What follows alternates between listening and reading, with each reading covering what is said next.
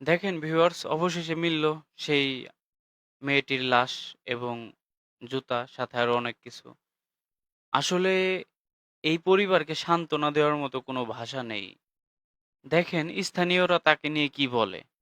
আজকে মরন্ত লাশ দেখে আমাদের হৃদয় কেঁদে উঠছে, কারণ একটাই, তার স্কুল ড্রেস পরা এখনো আছে।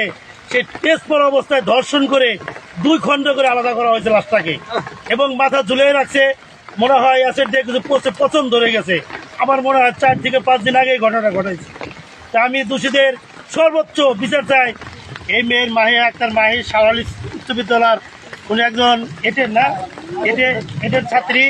উনি 5 দিন আগে স্কুল থেকে টিসিতে বিদায় করে দেওয়ার পরে তাকে পাওয়া যায় না। আমরা আইন শৃঙ্খলা বাহিনীর সবাই মিলে খোঁজ খবর নিতে আসি, পাই না আমরা।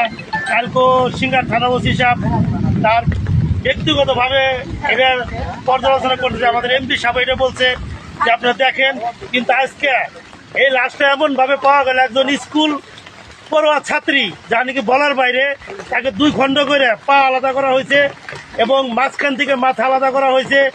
অলরেডি স্কুল ড্রেস পরা আছে, এখানে ব্যাগ, জুতা সবকিছু পাওয়া গেছে। এইটা আমার দেশের জন্য কাম্য না, কারণ স্কুলের সব ছাত্ররা সবই আমাদের বাচ্চা।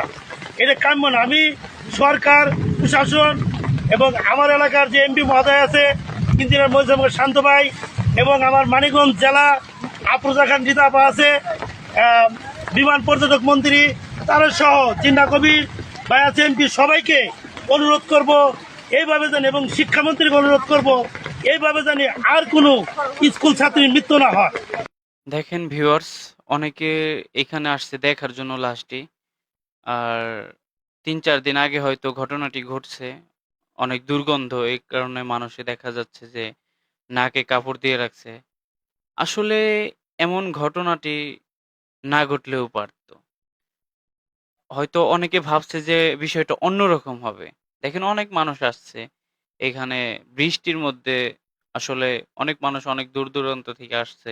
কারণ এই ঘটনা শুনে কেউ না এসে আসলে নিজেকে আটকাতে পারবে না। কারণ এমন মর্মান্তিক একটি বিষয়। আর মেয়েটিকে আসলে এইভাবে স্কুল থেকে বের করে দেওয়া হইছে। এখন এর পিছনে কে দায়ী? কাকে দোষ দেওয়া যাবে? বা বের করেই দিল, তাকে এভাবে ধর্ষণ করে, এভাবে মানে এমনভাবে তাকে হত্যা করছে, আসলে বিষয়টা খুবই জঘন্য।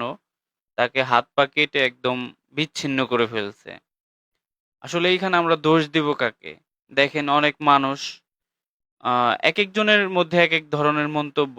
তবে আসলে এইভাবে বিষয়টা চিন্তা করিনি বা ভাবিনি। হয়তো ভাবছি যে কোথাও গুম হইলেও অন্তত এইভাবে খুন হবে না বা ধর্ষণ হবে না। আবার অনেকে ভাবছে বিষয়টা যে হয়তো কেউ কোথাও নিয়ে ধর্ষণ করতে পারে। বা সবার ধারণা, অনেকের ধারণা ছিল যেহেতু স্কুলে এমন একটি ঘটনা ঘটছে, হয়তো সে নিজে থেকেই কোথাও চলে গেছে বা সে মানুষের আয়ত্তের বাইরে আছে।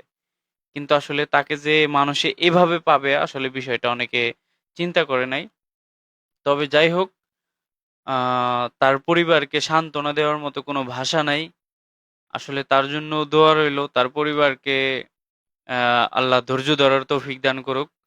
আর যারা ভিডিওটি দেখছেন অবশ্যই শেয়ার করে দিবেন, যাতে সকলে ভিডিওটি দেখতে পারে, এবং আপনারা যে যেখানে আছেন আপনাদের ছেলে সন্তান সকলকে সাবধানে রাখবেন এবং সকলকে আপনারা শাসন করবেন। তবে এমন শাসন করেন না যার কারণে তার ক্ষতি হয় এবং আপনি সন্তানহারা হন।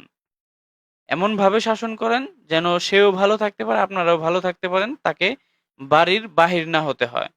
এমন কাজ করবেন না যাতে বাড়ির বাহির হতে হয়। বাড়ির বাহির হলো তো যেকোনো একটি দুর্ঘটনা হতে পারে। সো ভালো থাকেন সবাই, সুস্থ থাকেন। সবাই লাইভটি শেয়ার করে দিবেন। আসসালামু আলাইকুম। আল্লাহ হাফেজ।